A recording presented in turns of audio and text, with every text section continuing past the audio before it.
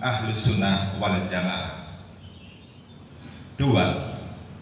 Bertanah air satu, tanah air Indonesia, berideologi negara satu, ideologi Pancasila, berkonstitusi satu, Undang-Undang Dasar Republik Indonesia tahun 1945,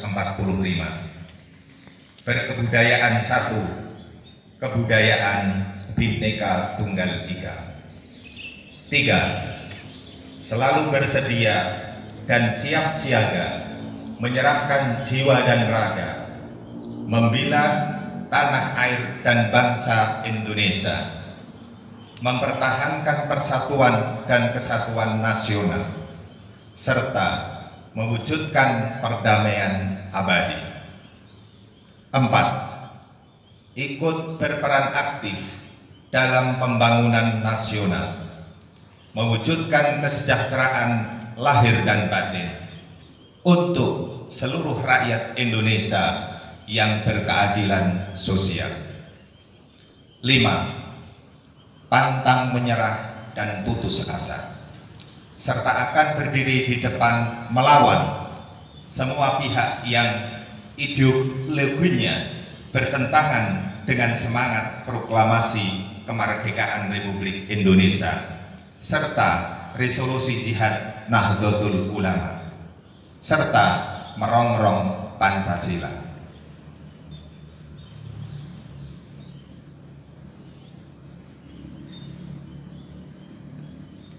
Amanat pembina apel, pasukan diistirahatkan. Untuk perhatian, istirahat di tempat.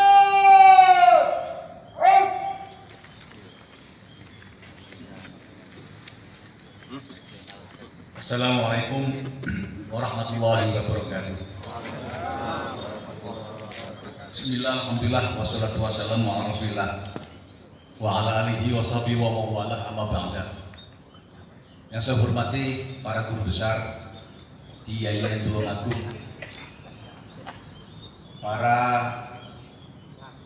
sivitas akademika Yayasan Tulungagung, para mahasiswa yang sedang menyaksikan di rumah masing-masing, para mahasantri Yayasan Tulungagung, dan seluruh hadirin hadirat yang berbahagia.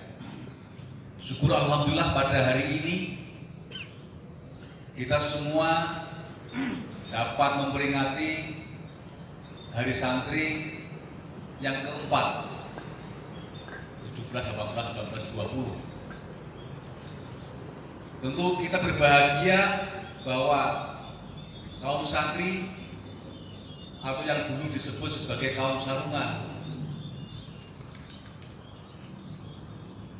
yang dulunya mereka adalah dianggap sebagai kaum-kaum tradisional, kaum-kaum pinggiran.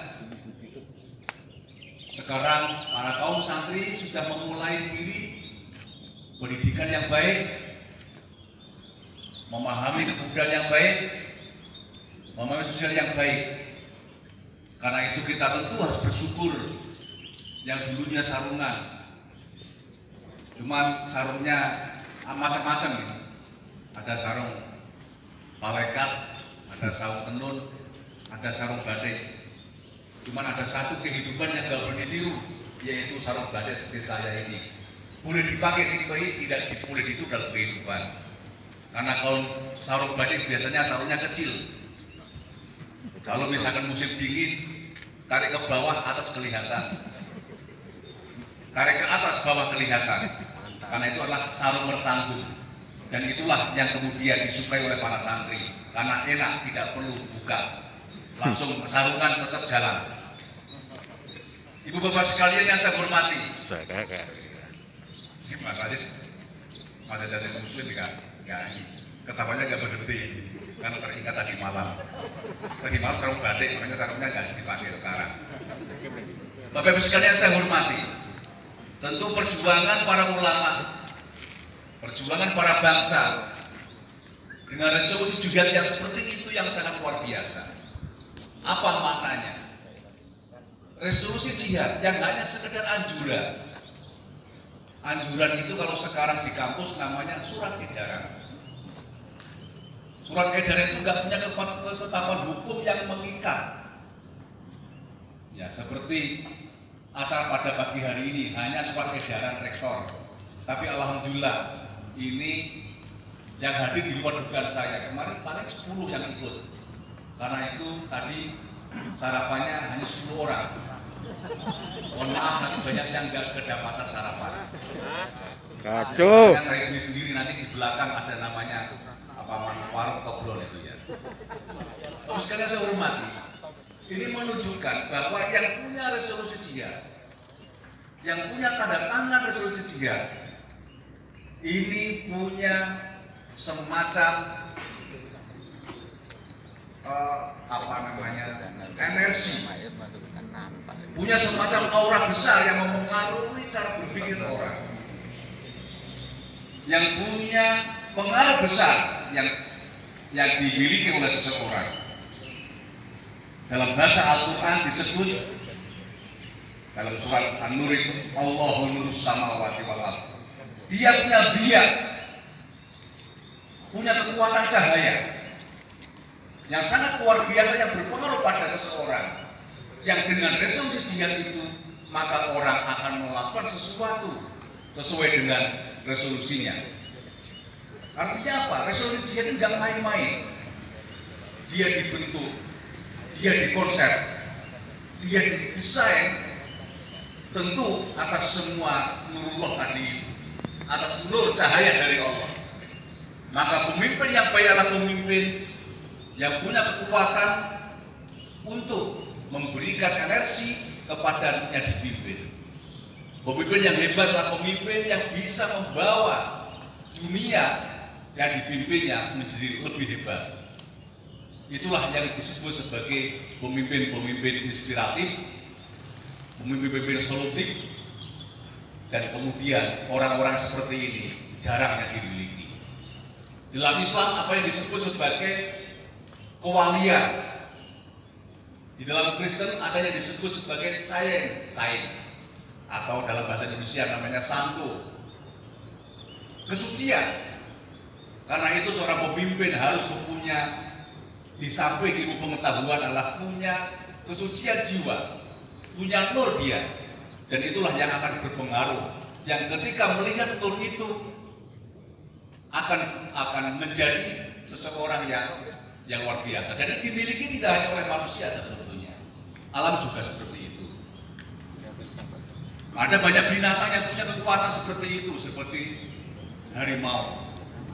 Harimau dengan matanya yang sangat tajam, maka mangsa yang dia lihat, maka mangsa itu dia akan bisa bergerak. Kalau di rumah-rumah kita ada disebut sebagai kucing telon atau kucing condro, apa namanya? Apa sih? Tanya nggak bisa di Madura. Namanya condromowo. Kucing condromowo itu begitu dia melihat mangsanya, melihat tikus, maka tikus nggak bisa bergerak. Kenapa seperti itu? Karena dia diberi nur oleh Allah Subhanahu Wa Taala. Maka semua manusia ada nur dari Allah. Dan nur Allah itu setiap manusia punya. Dan setiap nur yang masuk pada diri manusia, semakin besar nur itu muncul, maka sebetulnya dia semakin punya energi besar, punya daya tarik yang sangat besar. Dan setiap manusia berbeda-beda, laki-laki dan perempuan berbeda. Kalau laki-laki nurnya hanya nur yang paling kuat, itu hanya di satu tempat. Dan ketika itu dilihat, itu bisa sebagaimana Nabi Musa ketika disuruh oleh Allah untuk ingin melihat Allah, disuruh ke sebuah gunung. Kalau kamu nanti akan melihat saya, melihat nur saya, melihat saya, maka kamu akan bisa. Maka kemudian Nabi Musa melihat cahaya Allah, maka dia bisa. Karena itu cahaya-cahaya yang ada pada kita, ketika kita melihat akan bisa. Itu kalau laki-laki di tempat itu. Makanya namanya aurat. Nur yang besar pada manusia namanya aurat. Yang perempuan juga sama. Nur yang paling besar itu pada aurat. aurat perempuan. Maka kalau melihat aurat itu, maka orang bisa pingsan. Apalagi Mas Aziz Muslim itu ya. Karena itu tutupi aurat itu, nur itu tutupilah. Nur itu tutupi.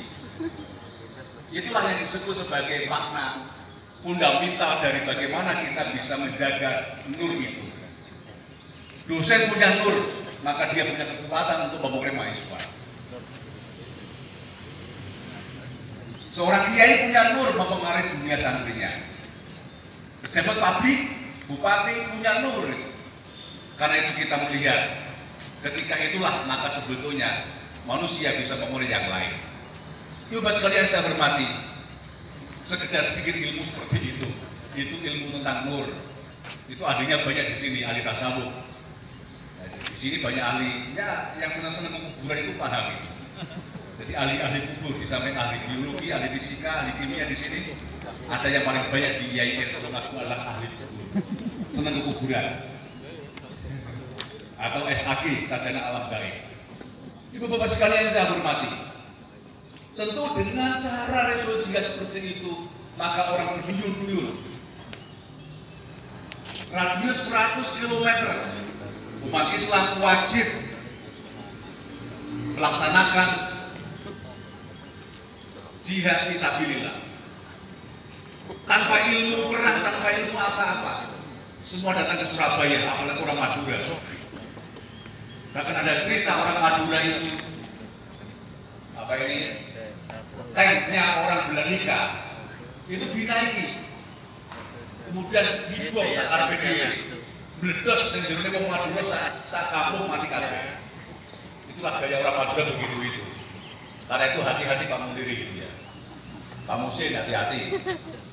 Karena itu di Surabaya yang meninggal dari umat Islam sendiri ada sekitar 200.000, bahkan lebih. Karena itu bukan perang, itu adalah tawuran massal. Tawuran massal. Orang tank dilawan dengan cuma peso, dengan apa itu fluid.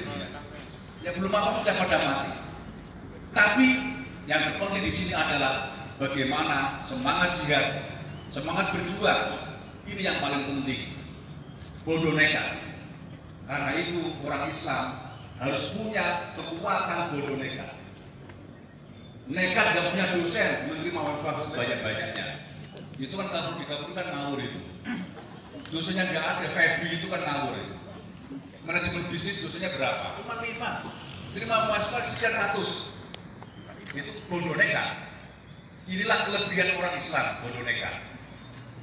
Yang terpenting maju dulu soal lain-lain belakangan. Ini penting. Dan sebetulnya bodoh nekat itulah yang bisa merdeka. Pada waktu itu ada dua madhab awal-awal. Ada madhab Soekarnoisme, ada madhab Hattaisme. Apa itu? Kalau Hatta, dia seorang ekonom, maka dia ingin menjadikan sesuatu tertata dulu. Jadi kalau sekarang itu kalau ingin membuka prodi, dosennya harus ada dulu, kurikulumnya ada dulu, terus apa itu ruangnya ada dulu. Itu model madhab Hatta, Bung Hatta. Yang kedua model Bung Karno, ngawur, pokok merdeka dulu. Bagaimana yang lain? Terus pokoknya dalam tempo yang cepat-cepatnya. Urusan belakangan. Itu kan gaya Jawa Timuran memang. Karena itulah Bapak sekalian, tinggal dalam kampus ini yang menang madhab mana? Madhab Hatta atau madhab Soekarno? Madhab tata dulu baru kita melakukan sesuatu, atau kita madhab ngawur? Ngawur maksudnya nekat. Inilah salah satu hal yang saya kira sangat penting dalam dunia ini. Maka dua inilah kita satukan, kita integrasikan antara dua madhab ini. Dan IAIN Tulungagung insya Allah lahir dan besar karena nekat. Ruangnya sedikit, terima mahasiswa banyak. Dulu seperti itu dikritik, ruangnya apa? Ruangnya mana? Bagi saya lebih baik kita kekurangan ruang daripada kelebihan ruang. Kalau kelebihan ruang kita menyediakan ruang yang banyak tapi nggak ada yang kuliah. Tapi kalau kekurangan ruang kurang berarti banyak yang kuliah, tapi tidak ada ruang berarti kita membangun ruang itu, berusaha untuk membangun ruang. Bapak Ibu sekalian yang saya hormati, karena itu kita ingin seluruh mahasiswa YIN Tulungagung ini punya jiwa santri, punya jiwa mandiri, punya jiwa untuk bagaimana maju, mahasiswa untuk berkembang tanpa harus ada ditekan, tanpa harus ada tekanan, tanpa harus ada instruksi. Maka kita ingin menjadi orang-orang yang maju. Bapak sekalian saya hormati dan seluruh mahasiswa yang hadir melalui virtual, semoga Allah Subhanahu wa Ta'ala menjadikan kita sebagai orang-orang yang terus berjuang selama hidup ini. Amin. Menjadikan orang-orang hebat semuanya. Amin. Dalam rangka untuk menjaga bangsa dan negara kita yang selama ini. Dan semoga dengan pandemi seperti ini Allah Subhanahu wa Ta'ala menjadikan kita orang-orang yang bisa menjaga kesehatan tanpa harus diperintah untuk menjaga kesehatan. Karena itu al-aqlu salim bil jismi salim. Jiwa yang sehat ada pada badan yang sehat. Atau sebaliknya, al-jismu salim bi aqli salim. Jasad yang sehat, jasmani yang sehat ada pada roh yang sehat. Karena itu mari kita sehatkan semuanya, sehat jasmani, sehat rohani. Demikian yang dapat saya sampaikan. Semoga Allah Subhanahu wa Ta'ala meridhoi seluruh apa yang langkah-langkah bangsa kita dalam menghadapi segala macam cobaan dan tantangan ke depan yang kita hadapi semuanya. Dan terutama kita semua YIN Tulungagung menghadapi tantangan yang tidak sedikit. Semua tantangan itu berat semuanya, dalam hal akademik, dalam hal infrastruktur, dalam hal pekerjaan pabrik. Itulah semua tantangan kita, dan mari kita hadapi bersama-sama. Dengan apa? Dengan penuh khidmat dan penuh pengabdian kita kepada bangsa dan negara. Ihdinas siratal mustaqim, wallahu a'lam bishawab, wallahu muwaffiq ila aqwamit thoriq. Wassalamualaikum warahmatullahi wabarakatuh.